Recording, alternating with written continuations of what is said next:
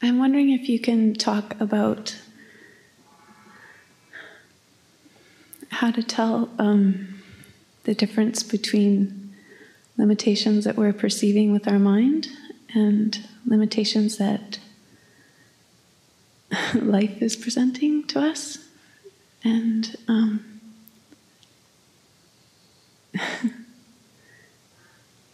and also about discerning needs that we're imagining and needs that are really being called for. Real needs or imaginary needs? Yes. And limitations that we are creating By with our minds, yes. or real limitations, right? Yes, like where surrender may be. Yeah, yeah.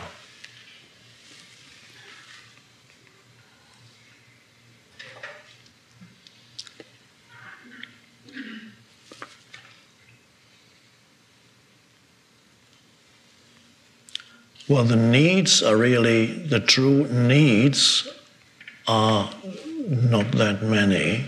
The true needs are for survival of the body, air, light, some food, shelter, clothing, some heat, depending what climate you live in, heating, water. Those are true needs.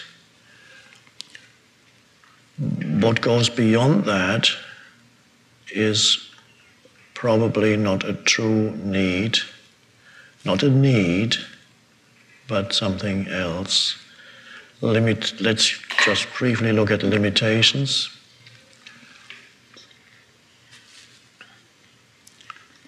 If I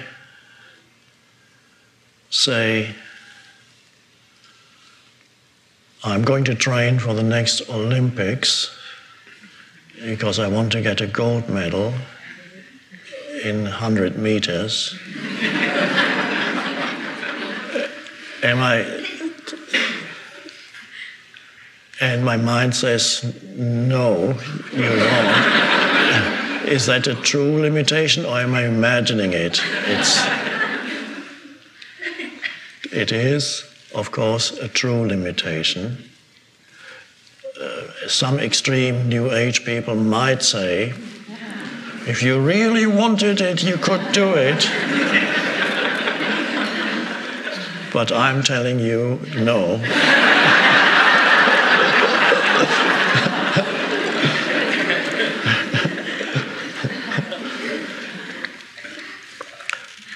So there are certainly real limitations in your life, and with the example I just gave, it's relatively easy to see the difference between to recognize a true limitation. In other cases, it may not be so easy to see whether it's a limitation that you just believe in.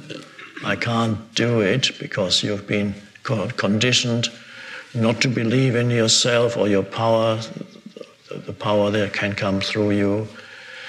That you need to look carefully into your life to see which one applies. Now, the answer always becomes more interesting when there's the question, if you can perhaps explain whether this, or in what way the question might apply to your life in a concrete way.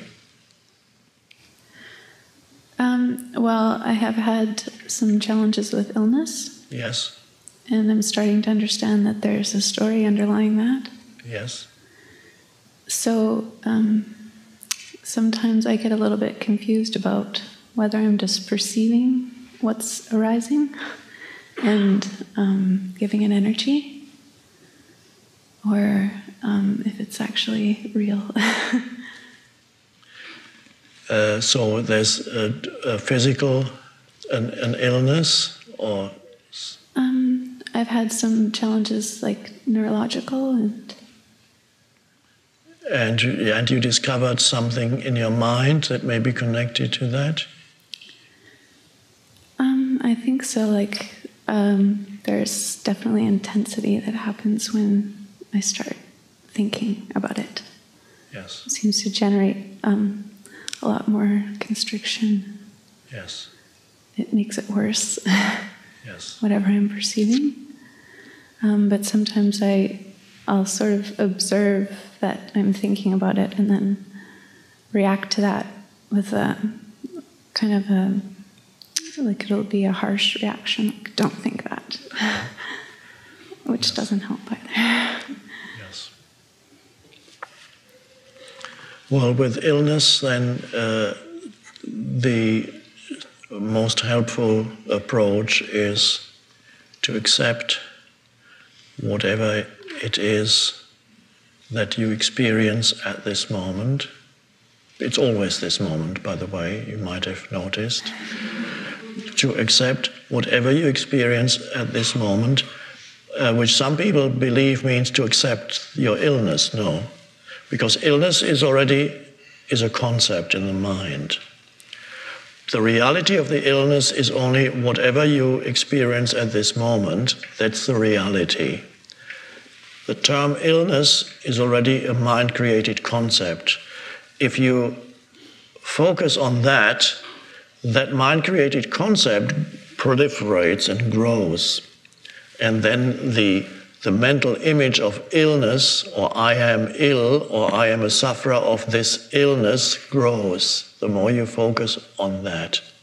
So when I say accept what is, some people misinterpret it and they believe that they need to accept their illness.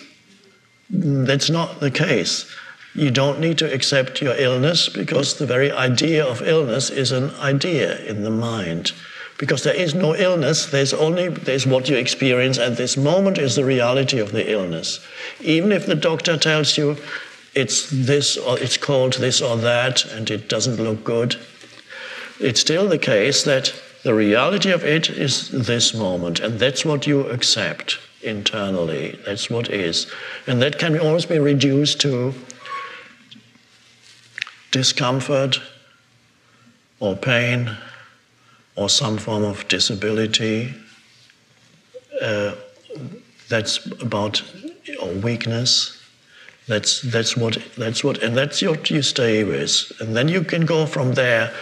Treatment is a different matter. You may seek conventional treatment, you may seek alternative treatment, or if you're a Christian Scientist, you will seek a totally different kind of treatment. That's not there at all.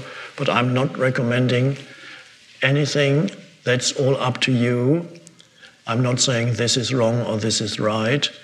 The important thing is not to create a mental image of illness, to relinquish that as much as possible so that you don't focus on that. Stay with the present moment, stay with what is, and stay with the presence, with the attention, the field of presence that is who you are beyond the person.